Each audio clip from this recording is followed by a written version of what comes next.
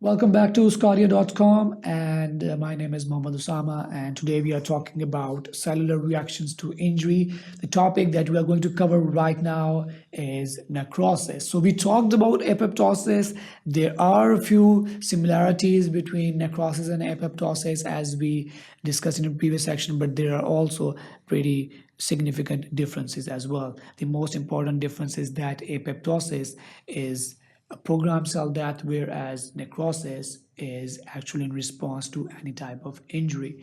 And what we're going to cover in this section is necrosis and the types of necrosis. We are not going to go into the detail of the differences once again because we have already covered that in the previous section, but we are going to talk a little bit about what necrosis is. So it is the premature cell death as compared to apoptosis, which is programmed cell death.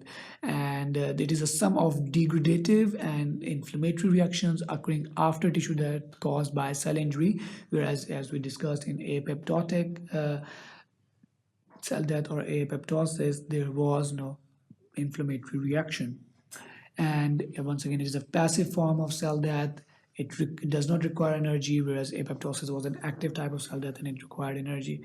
So there are a few characteristic key features for necrosis, because if they are there, then you can say that it is necrosis, and if they aren't, you cannot call it as necrosis. So one most important thing for necrosis is that it occurs within living organisms. So if there is a cell and it is outside the living organisms, so it would not count as necrosis. So it has to be inside the living organisms. Let's take the example of those preserved samples in which there are fixed cells with preserved morphology, and they are preserved. So they are dead. So they are dead, but they are actually not necrotic because they are not in the living organisms. Then there is actually autolysis and heterolysis. What autolysis is that it is the degradation of the cell or the damage of the cell by the intracellular enzymes themselves, whereas in heterolysis, the enzymes are extrinsic to the cell. They are coming from an outside source, such as leukocytes, WBCs, or bacteria. And in autolysis, there's another very important thing that after the death of an individual, after the death of an person, which is also known as postmortem, autolysis occurs. But the autolysis after the death of an organism is actually not necrosis. So we would not term it as necrosis because it is not premature cell that the individual has died.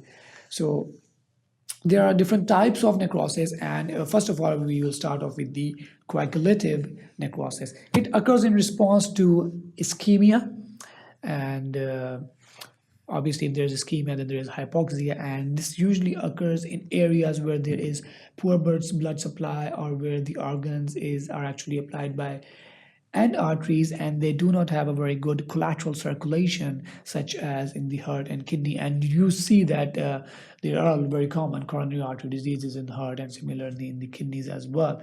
So if ischemia occurs there, so that results in necrosis, and that type of necrosis is actually coagulative necrosis. So in the early phases, there is actually preservation of tissue structure. It is not dismantled or deranged, but as it progresses, then protein denaturation and loss of cytoplasmic RNA occurs, and that results in increased cytoplasmic eosinophilia. So once the nuclear changes occurs, the chromatin is affected, then this part of necrosis or this phase of necrosis then becomes irreversible, and that it cannot be reversed. So nuclear changes, if you see nuclear changes, then it means that it is irreversible. So here you can see these are the normal tissue, and here you can see a coagulative necrotic area. Now, liquefactive necrosis, as you can see that there is ischemia once again, and but this ischemia is actually in the central nervous system. So if the ischemia or the lack of blood supply and thus lack of oxygen supply is there in the CNS, then it results in liquefactive necrosis. And we already discussed that their threshold for hypoxic injuries in the CNS or the neurons is very low. They can only survive for a few minutes. So what happens is that there is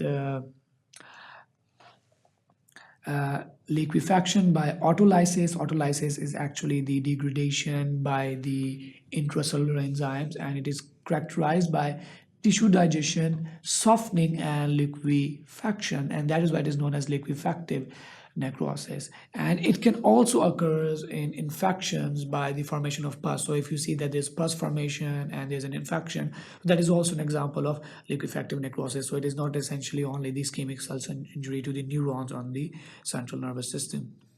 Then there's the caseous necrosis. Now, it shares the features of both coagulative as well as liquefactive necrosis. So what we see here is actually a lung which has been infected by tuberculosis bacilli and is actually affected by tuberculosis.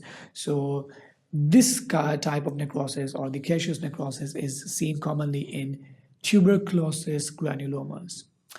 It has a very characteristic presentation. It is marked by cheese-like consistency and gross examination, as you can see here, which is actually a dead tissue, and it is soft and white in color, and it gives a proteinaceous dead cell mass look, as you can see here.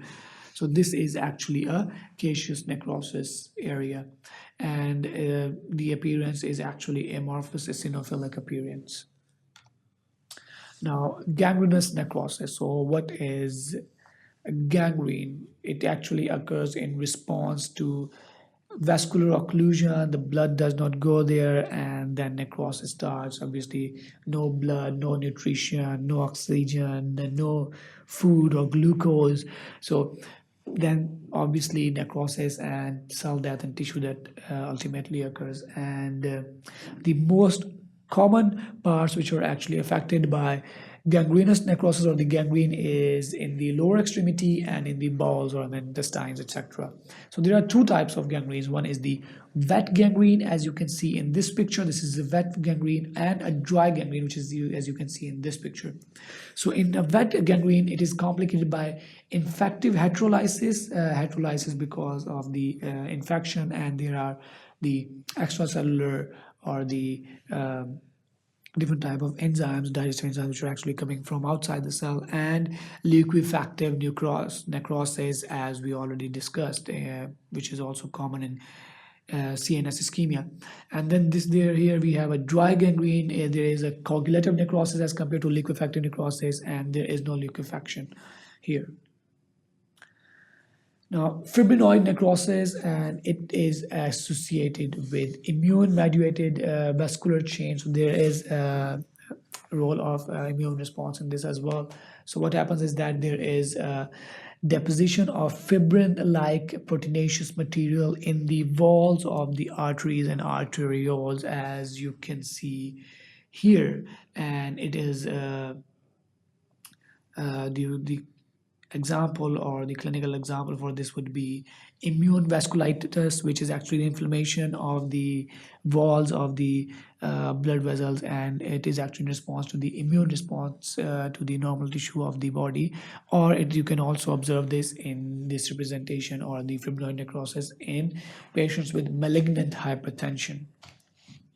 Now, fat necrosis, obviously, as the tissue name is there, fat, so it is actually the necrosis of the adipose tissue. So it can either be traumatic or enzymatic. So let's take the example of traumatic first. So traumatic, there is actually external trauma occurring at any part of the body which has a lot of adipose tissue, such as breast, for example. So external trauma at the breast can actually result in fat necrosis. So this is actually a presentation here. You can see on this image that there is actually fat necrosis occurring here. But it can be enzymatic as well, as in, for example, acute hemorrhagic pancreatitis. So what happens is that there's actually proteolytic, which means lysis or breakdown of the protein, and lipolytic, which are actually breaking down the lipids. So proteolytic and lipolytic enzymes actually diffuse into the inflamed tissue, and they literally digest the parenchyma of the pancreas, and this results in the liberation of the fatty acids and by the fat digestion because of these proteolytic and lipolytic enzymes, specifically lipolytic enzymes in this case. And these fatty acids then combine, or they react with calcium to form the calcium salts, and this process known as saponification.